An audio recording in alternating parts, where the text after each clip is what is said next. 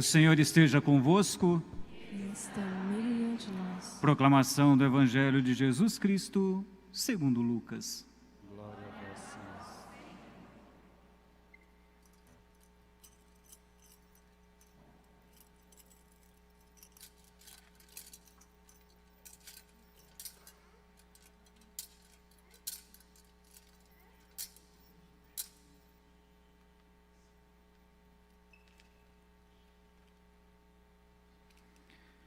Quando se completaram os dias para a purificação da mãe e do filho, conforme a lei de Moisés, Maria e José levaram Jesus a Jerusalém, a fim de apresentá-lo ao Senhor, conforme está escrito na lei do Senhor.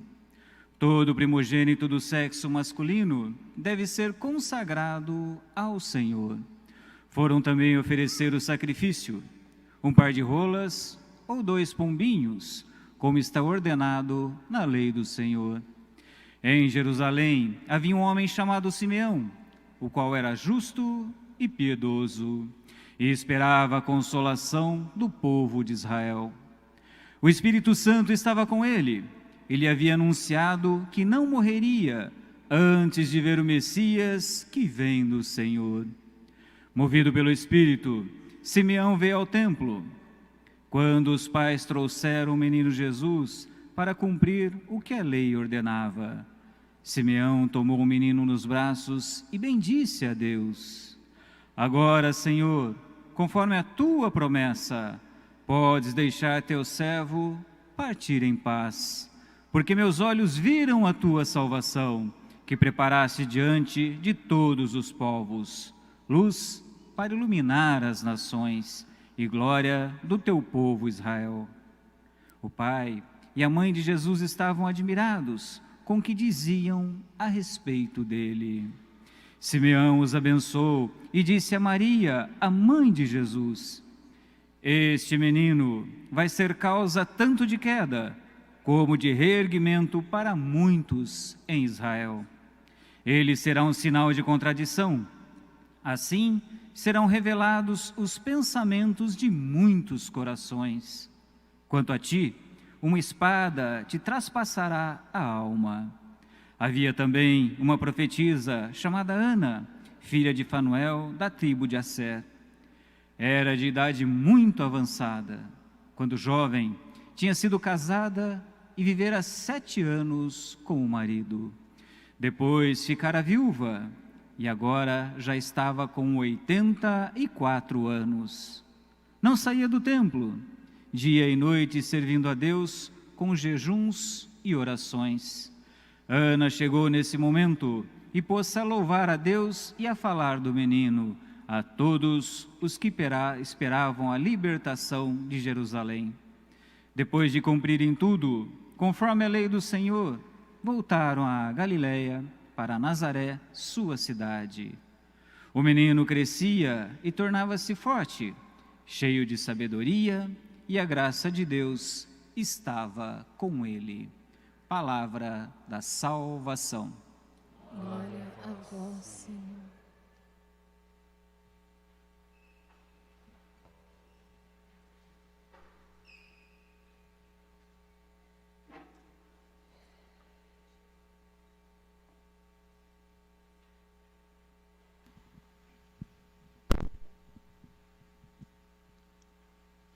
Boa noite, caríssimo diácono, Israel, alegria. Queria saudar os meus valentes e as minhas valentes que me ajudam. Sou do Adailton, eu tenho saudado todos vocês da espiritualidade, Canção Nova. Nós que nos reunimos nesta noite para vocês, como fazem todos os anos, renovar de maneira pública, em comum, em comunidade, aquilo que para vocês é bênção de Deus, é graça de Deus, é caminho que Deus foi mostrando para vocês viverem o Evangelho, viverem a vida no dia a dia, até quando Ele quiser chamar vocês. E hoje, aliás, deixa eu perguntar, quem de vocês é do carisma Canção Nova? Não é a maioria, mas é um bom número. mais vocês aqui, né? Muito bem. Hoje nós celebramos com toda a igreja 2 festas bonitas. Em primeiro lugar, a festa litúrgica, a apresentação do Senhor. Nós rezamos isso no mistério gozoso. Segundo mistério gozoso, nós contemplamos a apresentação do menino Jesus no templo e a purificação de Nossa Senhora. A gente reza. Porque naquele tempo eles tinham esse costume, a mulher quando ela dava à luz, porque perdia sangue, então dentro da lógica dos judeus da época, tinha esta lei que ele tinha que sim se apresentar depois de 40 dias no templo, para ser purificada, para poder, conforme eles entendiam na época, ser digna de oferecer culto a Deus. Mas isso é coisa daquele tempo, eles tinham cada coisa na cabeça em todos os casos. E também para apresentar o menino Jesus no templo. Entrar na lógica de todos os primogênitos. Por quê? Porque lá no Egito, Deus, através do comando que ele deu a Moisés e a Arão, eles pintando a trave da entrada da casa, Deus salvou o primogênito de todos os judeus. E quem não tinha pintado nada, como foi o caso dos egípcios, então todos foram mortos. Nós lembramos disso lá do livro do Êxodo, né? E então, os primogênitos dos judeus foram preservados. Isso já é um anúncio da redenção que Jesus depois realizou. Mas isso foi se mantendo, então, na tradição das famílias. O primeiro menino que nascia na família, ele era levado para o templo, e então ele era consagrado a Deus, e em resgate, porque ele pertencia a Deus. Deus tinha salvo os primogênitos, eles eram consagrados nesse sentido. E então o pai e a mãe, ou a família, levavam algum presente, né, para oferecer a Deus no templo, para terem um resgate. O filho é de Deus, mas então eles podiam cuidar da criança, e então era ou um cordeiro, ou um par de rolas, conforme a posse de cada família, mas todo mundo fazia isso. E Jesus e Maria então entraram dentro da lógica do costume da época. E Nosso Senhor, e aí que está o centro da festa de hoje, da apresentação do menino Jesus. Aliás, antes de entrar nesse ponto, a segunda celebração que nós temos a nível de mundo na igreja, nesse dia 2 é o dia internacional, então, onde a igreja toda celebra o dom da vida religiosa consagrada. Por isso que em Roma, hoje de manhã, teve a celebração, o Dom João Avisa, ele presidiu a missa em Maria Maggiore, né? Exatamente agradecendo a Deus o dom que é os religiosos e as religiosas para toda a igreja. Religiosos e religiosas que fazem os votos de pobreza, castidade, obediência, né? E então vocês que são deste carisma, que também são consagrados, mas não são vida religiosa consagrada, vocês têm os juramentos de fidelidade de vocês, que vocês fazem a Deus na igreja, mas vocês não fazem oficialmente perante um superior, ou o padre não diz nada depois que vocês fazem esse juramento. É uma coisa muito livre, muito pessoal que vocês fazem. Claro, na igreja, diante do altar, mas não precisa ser diante do altar. Então, porque vocês não são vida religiosa consagrada, mas são consagrados. Então, nesse dia 2, assim foi que os fundadores entenderam, e é bonito isto. Haja visto que é o dia da consagração também de Nosso Senhor, o dia da vida religiosa, então é o dia de mais uma vez fazer a memória e renovar a consagração a Deus no estado que Deus concedeu a vocês e que vocês então anuíram e escolheram. Imaginem vocês, templo muito maior que esta igreja, ali tem sacerdotes, escribas, todo aquele grupo que exercia os ritos religiosos. E de repente lá no fundo entra uma mãezinha nova de uns 17 anos, não mais, talvez até 16, 17 anos, digamos, Maria, ela entra com José do lado, só os dois, vão entrando, uma criancinha no colo, de 40 dias, e vão entrando. O velho Simeão, ele foi inspirado pelo Espírito Santo, te aproxima. Ele teve a capacidade de ver, crer, porque o Espírito Santo foi sugerindo para ele, esta é a criancinha que eu te falei, o Espírito Santo falou para ele. Eu disse para você que você não iria morrer antes de ver a luz do mundo, ou seja, o Messias.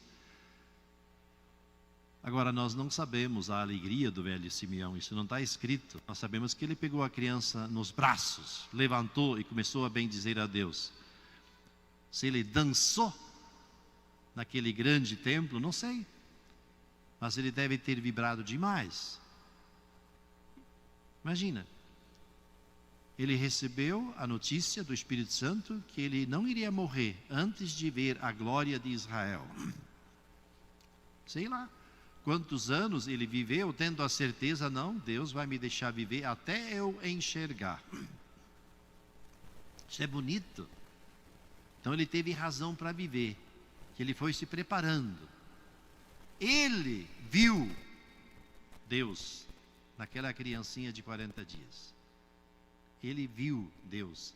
Quando ele viu Deus, ele disse: agora, Senhor, podes deixar que o teu servo vá em paz. Ou seja, agora posso morrer. Eu vi tudo que tem para viver. Obrigado. E claro, estava também a Ana, a profetisa Ana, que ela também se alegrou muito com Jesus. Então, esse velho Simeão que viu, ele nos provoca, a todos nós como igreja. Eu perguntaria assim: eu já vi Deus? Eu vejo Deus? Ou eu vivo um dia inteiro, eu nem me dou conta que tem Deus?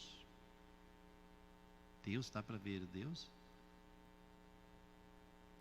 Um dia eu estava jantando na casa do meu irmão, já faz muitos anos, acho que foi lá nos anos 90. E ele com a esposa dele. Aí nós entramos nesse assunto. Aí meu irmão diz: mas fé é Deus? Eu não, como é que dá para ver Deus? Eu não vejo Deus. Como é que você vai me mostrar Deus? Eu disse: então, eu também vejo que vocês dois moram juntos, você e a esposa dele, né? Você também diz que ama ela. Eu não vejo esse amor. Digo, eu não vejo o amor. Mas quem ama vê. Quem tem fé vê Deus. Quem ama vê o amor. Quem não ama não vê o amor. Quem não ama pode ter gestos de amor, como acontece de vez em quando lá em casa. Tem gestos de amor, mas que a outra pessoa que não está aquecida no amor não vê. E ela não se sente amada e acha que a outra pessoa não ama. Mas tem gestos de amor, tem amor, mas porque não está abençoado no amor, não vê, não sente que é amor. Parece que não é amado. Na família é assim muitas vezes. Às vezes com uma criancinha que está muito braba, pai e a mãe fazem de tudo pela criancinha, a criancinha revoltada não consegue se sentir amada. Mas o pai e a mãe ama. Assim também é na nossa fé. Então esse Simeão, ele nos ensina esta maravilha. Deus nos criou para nós vermos Ele, para nós sermos capazes de encontrar Ele. E a nossa vida fica diferente quando a gente vê Deus. Assim como a vida de um homem fica diferente quando ele ama, fica diferente. Por que fica diferente? Porque ele fica escravo. O homem fica escravo da mulher que começa a amar. E a mulher livremente também é escrava do homem que ela começa a amar. Quando nasce uma criancinha, os dois se tornam escravos da criancinha, que se torna príncipe, princesa da família. Aquele homem e aquela mulher fazem de tudo por aquela criança.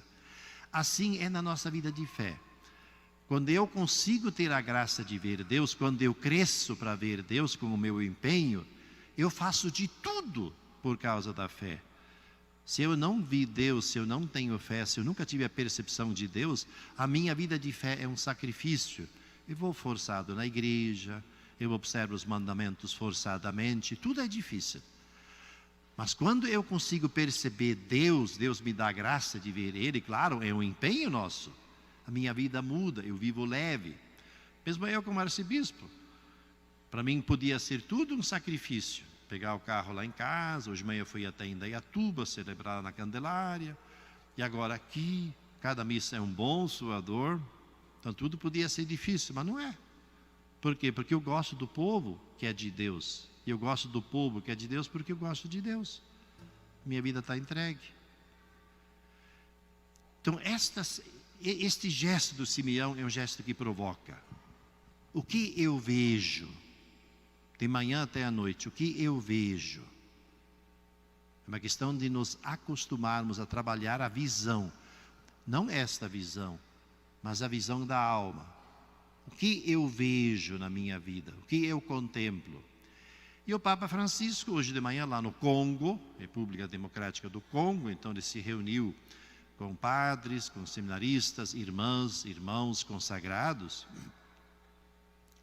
Então ele fez esta pergunta e ele chamou a atenção. Ele diz, temos que cuidar de 3 coisas na nossa vida de fé, na nossa vida de consagrados. Isso vale para vocês também. Mediocridade espiritual. Ser pequeno na espiritualidade. Depois ele falou de se acostumar numa vida cômoda. Cômoda. Por exemplo, eu como arcebispo, eu estou aqui em Campinas, eu posso ter a minha vida em casa, eu passo o tempo tranquilo, eu tenho as coisas, sem muita preocupação, vivo flauteando, gasto, tem uma missa, então vamos lá rezar a missa, mas sem grandes compromissos. E depois o Papa acrescentou o 3º ponto, superficialidade. E as 3 coisas caminham junto, é como que é a mesma coisa. Ou seja, vocês consagrados, como todos os que são batizados, mas agora falo especialmente para vocês, a canção nova, vocês podem viver os ritos, os encontros de vocês, os compromissos de vocês, podem participar da missa, podem até rezar e falar em línguas, mas pode ser algo externo, superficial, sem que comprometa vocês. Vocês podem fazer tudo, mas é um costume. Vamos lá, é um rito, foi gostoso. Pode ser algo gostoso só a nível de sentimento humano, mas não toca a alma, não toca o espírito. Outra coisa é eu me empenhar, eu crescer de fato, eu me dedicar, eu me entregar progressivamente. Isto é diferente do que superficialidade, do que ser cômodo. O Papa chama de comodidade mundana. Comodidade mundana. Ou uma espiritualidade medíocre. Então todos nós somos provocados nisso. Eu também tenho falado para padres, e eu falo isso quando eu falo dos padres, falo para mim. Na medida que a gente avança na idade, eu não tenho mais 62,5. Quantos eu tenho, eu não sei, isso Deus sabe. Eu sempre só sei a idade que eu não tenho. Quanto mais eu vivo, quantos mais anos eu já vivi, tanto mais eu devo parecer como Deus. Quanto mais eu fico idoso ou idosa, mais preguiçoso eu fico, mais relaxado eu fico, menos eu sinalizo Deus. Isso é uma contradição. Todos nós. Na medida que eu avanço na idade, eu devo pegar o jeito de Deus que Jesus revelou. Senão eu estou perdendo a minha vida. Eu estou perdendo a minha vida. Isto é viver com profundidade, com seriedade, olhos fixos no Senhor. Isto é viver consagrados, todo dia viver consagrados.